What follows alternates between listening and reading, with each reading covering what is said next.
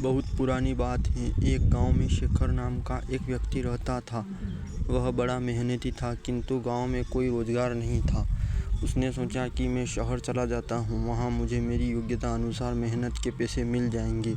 यह सोचकर शेखर एक दिन अपने गांव से शहर की ओर चल दिया।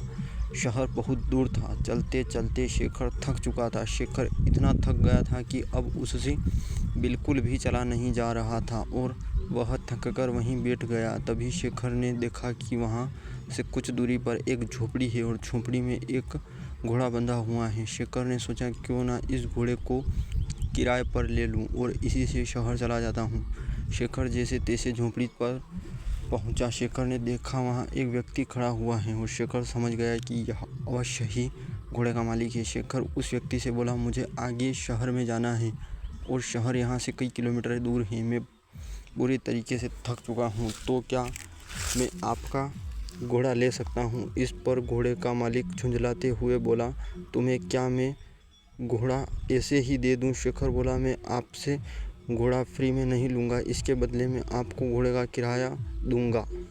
घोड़ा का मालिक बोला, मैं तुम्हें घोड़ा किराए पर तो दे सकता हूँ, किंतु मुझे अभी दूसरे गांव जाना है। अगर तुम मुझसे गांव तक छोड़ दो तो मैं तुम्हें घोड़ा किराए पर दे सकता हूँ। शेखर झट से तैयार हो गया।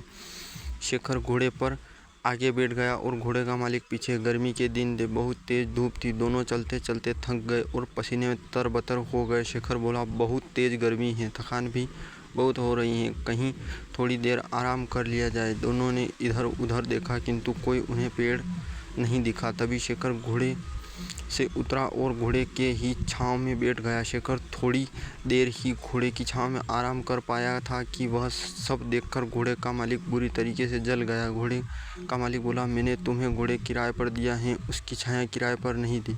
तुम हटो यहाँ से, इस छाया पर मेरा अधिकार है और मैं यहाँ आराम करूँगा। यह सुनकर शेखर बोला, महानुभाव, आप यह कैसी बात कर रहे हैं? मैंने अगर घोड़ा किराए पर लिया है तो उसकी छाया पर भी मेरा ही अधिकार है। अगर आप चाहे तो आप भी इस छाया में मेरे साथ बैठकर आराम कर सकते हैं। लेकिन घोड़े का मालिक बड़ा ज़िद्दी था। वह बोला, नहीं नहीं, इस छाया पर सिर्फ मेरा अधिकार है और मैं ही इसकी छाँव में बैठूँगा। तो हटो यहाँ से। इतनी छोटी सी बात पर दोनों ज़ोर ज़ोर से बहस होने लगी और बात तो में हाथापाई पर आ गई। दोनों एक दूसरे से झगड़ने लगे और एक दूसरे पर लात घुसे बरसाने लगे। सुनसान जंगल में उनके बीच बचाव करने वाला भी कोई नहीं था। दोनों की लड़ाई देखकर घोड़ा भड़क गया और वहाँ से भाग गया। थोड़ी देर बाद जब घोड़ा के मालिक ने घोड़े को देखा तो वह कहीं दिखलाई नहीं दिया। यह देखकर घोड़े का मालिक बोला, अरे मेरा घोड़ा कहाँ चला गया? वह तो